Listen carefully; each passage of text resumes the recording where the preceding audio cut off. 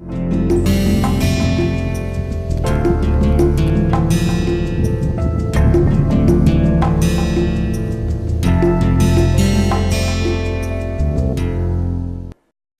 and welcome to our course Marketing Management Part 2. This is week 2 session 5 and we are discussing about product life cycle management. I am Shashi Shekhar Mishra and I have with me Senior Professor Jayanta Chatterjee. We are from Department of Industrial and Management Engineering, IIT Kanpur. So I'll just give you a brief recap of what we were discussing in the last session, and there we have started talking about what is product life cycle management, what is the concept of product life cycle, and then we have looked into the different stages of product life cycle starting from introduction, growth, maturity and decline, and Professor Chatterjee has explained that curve of sales versus profit in much more depth. You can refer back to the previous session if you want to go back and have a look on that. And then we started talking about the introduction stage. In particular, we have talked about the characteristics of introduction stage, where we have seen that when a new product is introduced in the market, the company generally face technical glitches in the initial stage. They have to ramp up their production processes, dealers pipelines have to be filled, and the customer has to accept, and that is what the most important thing is. And then we have seen also in the introduction phase is characterized by heavy investment in the promotion side, because if the product is really new, you have to make customers aware about the product category, the product, its benefit, the cost attached with the product, what are the basically how to use that product. You have to induce trial, and there are a lot of investment and resources goes into that part. And then also in basically dealing with the other things which are part of the overall promotional strategy. So in general you will see that this introduction stage is a quite a resource extensive stage. And then we have once discussed that, we started talking about introduction strategies, some of the choices a marketing manager has to make in the introduction stage, whether you should be a pioneer or whether you should be a follower. So we discussed about the benefits of being a pioneer, and then where we have talked about some of the benefits of being pioneer is high brand recall, that the category itself is begun to known as the brand actually. So we have given you some examples of Band-Aid, zipper, escalators, and then establishes basically the pioneers establishes in the minds of the consumers, they create the knowledge about the product category. So what are the basically important attributes in the choice of making the selection of the product, that is being more or less being decided by the pioneers. And then we also talked about customer inertia, that customers once accustomed to a certain kind of product will find it difficult to switch to another brand, and that is a huge advantage to a pioneer, because customers reluctance is embedded in the fact that they will continue to use a product if they are satisfied, until unless they get an opportunity or a substitute which is significantly better than the existing thing. And then economies of scales, we have talked about the spread of the fixed cost, and then we have looked into this one more thing, which was technological leadership. We started talking about the pioneers disadvantage, and there we have seen the initially when the products comes, they are generally, I mean quite commonly they are crude in their nature, they come with technical glitches. You do not know as a marketing manager what is the exact positioning of what should be the most appropriate positioning for you. Then you arrive earlier than the time you should reach in the market, and lack of resources to compete big firms is another problem. So the last point where I have stopped, I will begin from there. Another thing that happens with the pioneers is that increasingly in the past the firms have shown this behavior of organizational inertia, wherein firms have tasted the initial success, or they have been successful with in the past with some of the new products, but later on the same company fails. Nokia is one big example of that. We can have a case about it in the later sessions.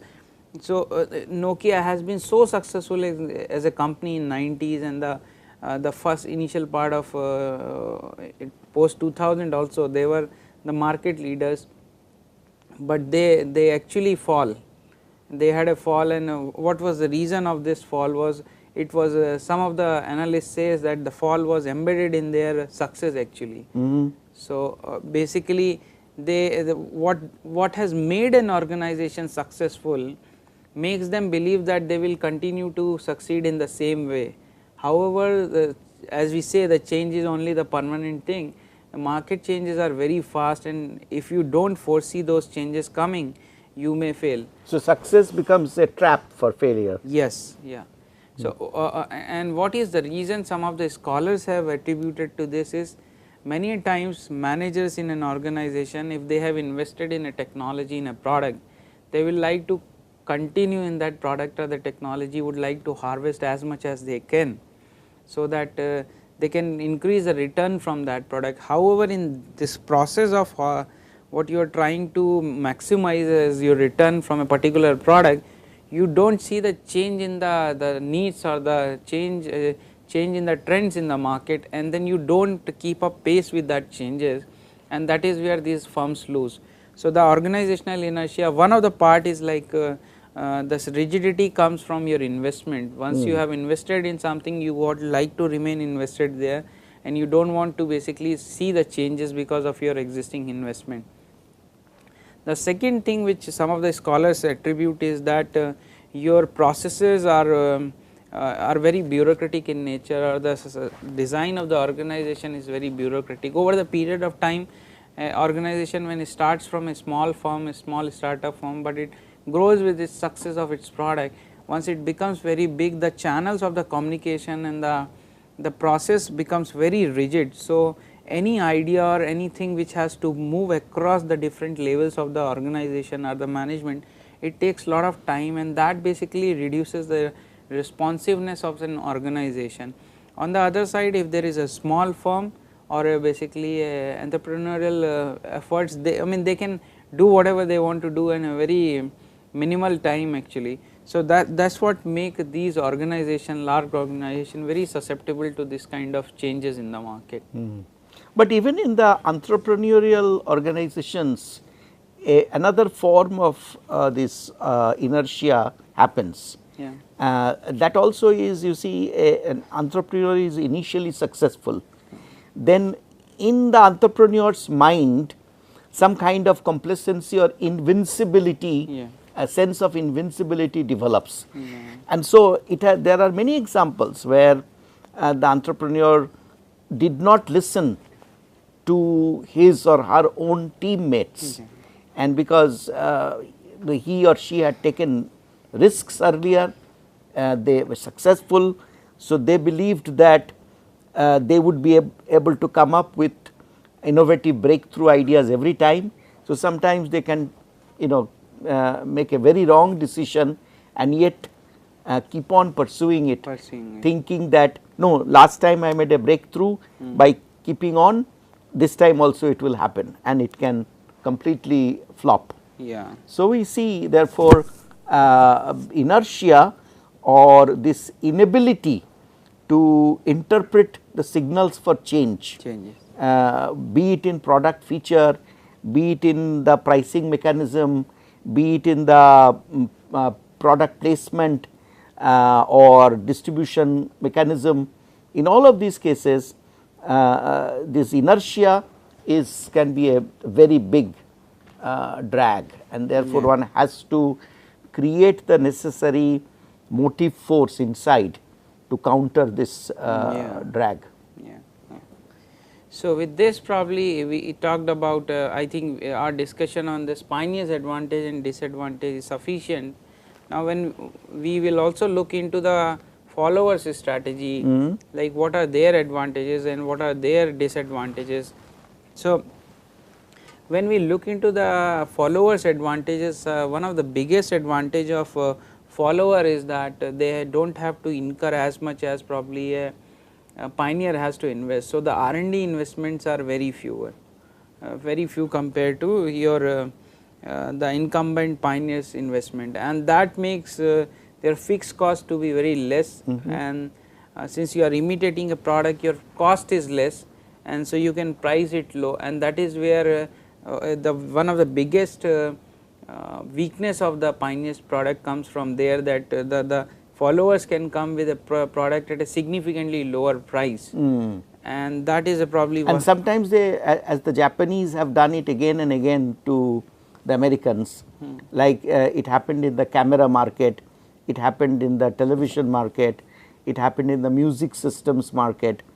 The Japanese came later, yeah, and they were not the pioneers, they were followers, but they came with significantly better engineered product of higher quality and more attractive price wise. Yeah. So, the second point what you are talking about combined with the first point is continuous product improvement. So, whatever might be the weaknesses of the Pioneer's product, the first product in the market, so as you are saying, the Japanese have observed those things very closely, looked at the market reaction to them, and based on those things, I mean those feedback or the reaction, they have continuously improved the product and improved the product in a way that it becomes significantly better than the Pioneer's offering, and that basically topples the Pioneer from their market position. So, that is another thing.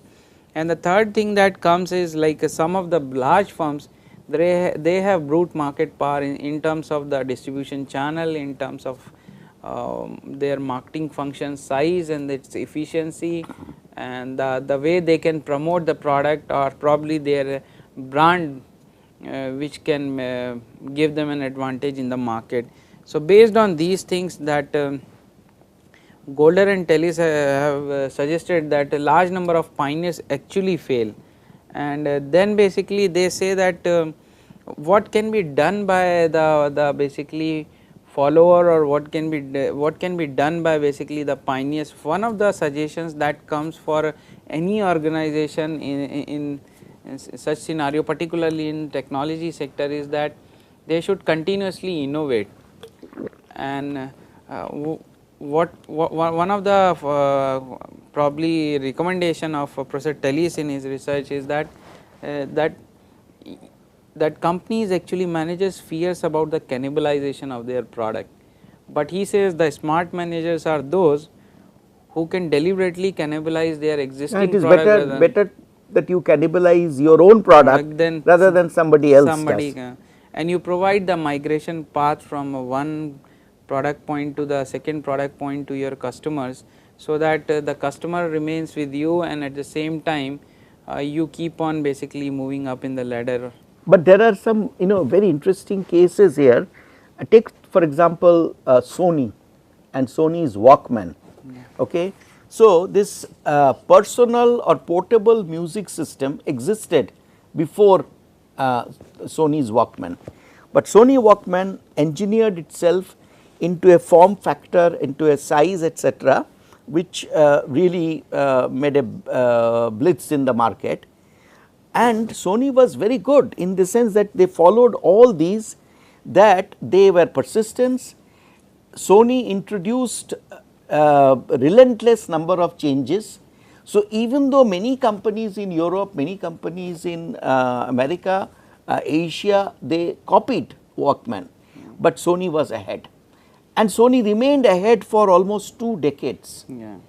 And they introduced, I think, tens of 20 changes, model changes, continuous improvement with respect to battery life, continuous improvement with respect to music fidelity, this anti-rocking, that means you will hear perfect music even when you are running, or even when you are jogging, or even underwater, all that, but yet they were not able to see the coming change which came with Apple. And interestingly, people say that the reason they did not see that change coming, or even if they saw or sensed that change, they could not grasp it, because by that time Sony had already acquired assets to produce tapes, content. So, they were in a way wedded to the success of their cassette business and or their CD DVD business. So, they did not see this wireless delivery which Apple brought in, and one song at a time, all that freedom they brought to the customer. And so in spite of being adhering to all these things that we have there, long term leadership, vision of the market, persistence, relentless innovation. So which means that you just can't rest. You just can't rest on your laurels of past achievements. Even after 15 years of maintaining a very good record, you can fail miserably. Sony Walkman today is out of the market because this Apple iPod and then iPhone that has completely changed the music delivery industry. And those products are today gone, completely gone. So even if you have a very leading product and you have come as a fast follower, you have been very successful, even then you can be foiled by your own game if you are not alert. Okay. So this probably takes us to the conclusion of this discussion about pioneer versus follower, that we characterize advantages and disadvantages of both, but as you have actually said, like conclusively saying which one is going to win is very difficult to predict actually. So one thing is there is that what I get from what you said is that one should not be, as an organization, should be cannot take anything for granted in such markets, and has to continuously look for what is happening in their markets with their customers, and more than serving the existing needs, focus on the latent needs or the needs for tomorrow is something which is very important. That's why Andy Grove, who was a professor at Stanford, but he was also the CEO of Intel, and he gave this slogan which is, I think, even very pertinent today. He talked about maybe 20 years back that only the paranoids survive. That means you have to all the time look behind and see who is trying to catch up with you with what kind of game plan. And Andy Grove even went on to say that CEOs, the chief executives, managing directors, traditionally their role had been seen as a person who kind of keeps everything together, is a person who sort of calms the organization, keeps things stable. And whereas Andy Grove said that in a high tech organization, in a consumer electronic organization where change is continuous, it is the CEO's duty, what he called, to create the burning platform. Like when you are on a ship and the ship is burning, everybody is anxious, people want to change, they want to jump into the water. They are not, because they feel that if they stay on, they will be burnt with the ship. So that sensation that we must change, and change is what we have to embrace, is and we have to be paranoid about that, that the competitors can come from any side. Anywhere. The competitors can come from your own domain, or as we have seen in case of Apple, that Sony was in music system business, in a consumer electronics, and whereas Apple was in computer, which was supposed to be professional electronics, but today they are all mixed up. So you need to have both a long vision as well as a wide vision. Both lenses must work together for you to be on top of this game of a new product and succeeding with new products.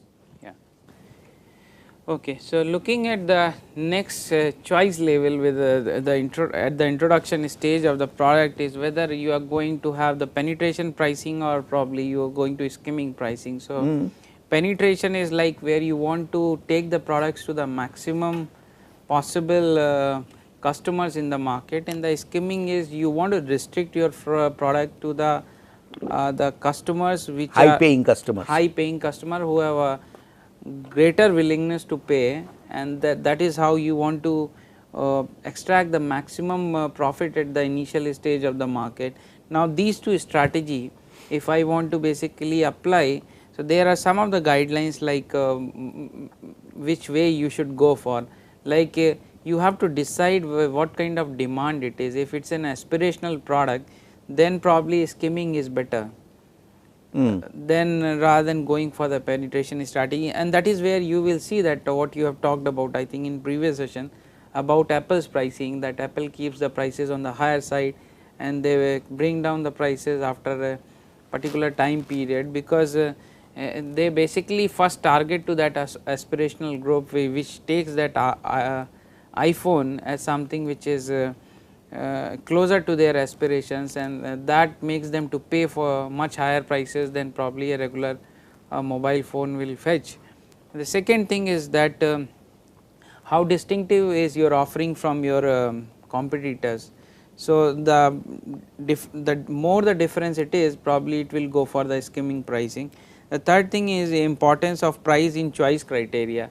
If price is not a very important thing, then probably the penetration is better, because customers, if you take the price beyond a point, that threshold, they will probably not purchase the product because of the higher pricing. The fourth thing is that ease of duplication also. So, in case if you keep the prices on a higher side, then the what you say that copycats can come into the market, a similar type of products can come into the market, because they see there is a huge margin for that product, and even if they sell it for slightly cheaper prices, people will be ready to purchase such kind of product.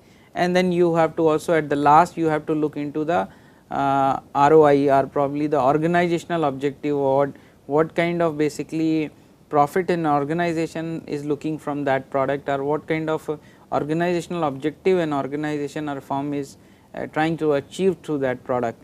So, that will probably give you the direction between penetration versus skimming. Yeah, and you know, 35 years back, when we studied marketing, at that time we all admired DuPont, because DuPont was a company, they came up with innovative products again and again, and they followed this skimming price strategy. They always pegged it high, and then over time they brought it down. By that time they were ready with some other product, etc. And but later on, I would say maybe even 15 years back, when I was teaching marketing, I always used to say, you know, the days of skimming is gone. And I said that no longer, because the speed of catching up by your nearest competitor is so fast that you just can't have this skimming strategy anymore. It will you have to penetrate as quickly as possible and occupy market space and get customer loyalty as fast as possible. So, I used to teach that no longer a company can follow skimming strategy. Then came Apple, and I was surprised, because Apple came into a market which earlier was Nokia, Samsung. They were all following in a way penetration pricing strategy. They were all trying to reach out to as many customers as possible, and they tried to keep it as low as possible. But then came Apple, and they made skimming pricing again a valid strategy. So, it is very difficult. It all ultimately depends, I think, how good you understand your products, your customers. The point you said, that a phone which when Apple came in was an utilitarian product. Nokia or Samsung, they were all selling on the basis of bits and bytes, speed, functionality, and so on. And Apple sort of came in not with that proposition. I mean, their functioning was excellent. It had all that famous user interface, ease of use of Apple, but on top of that, they made it a I think a product of beauty. The people were proud to possess an iPhone. They were proud to show people that, see how beautiful this picture is if I use my iPhone. And so, they changed the game from an utility and logic based marketing game to an emotion and aspiration based, aesthetics based marketing game. So, they understood that there were a large number of customers who were looking for something they could be proud of, and something that was not a phone, but a style statement or a personality statement. And they created a product which matched that particular requirement, and they won.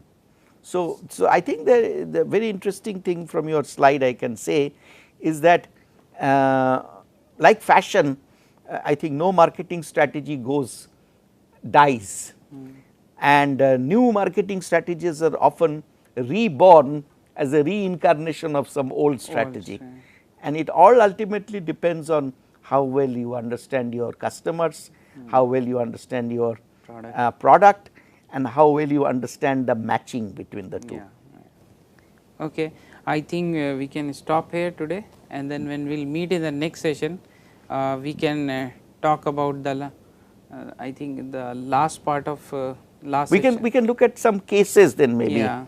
So, we can begin with some cases which talks about these example, and then we can conclude or wrap up the remaining stages of the product life cycle management in the next session. Okay. Thank you.